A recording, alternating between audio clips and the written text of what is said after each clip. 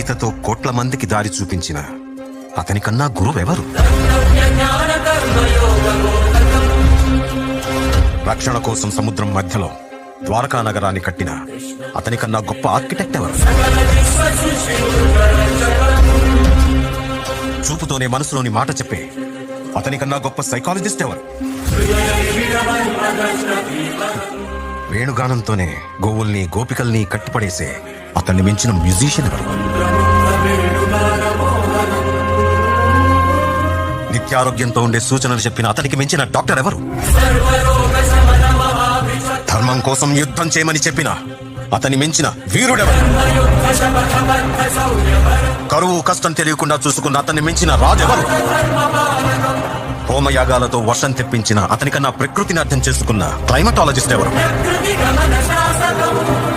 uncontrollable RPM తో తిరిగే సుదర్శన చక్రాన్ని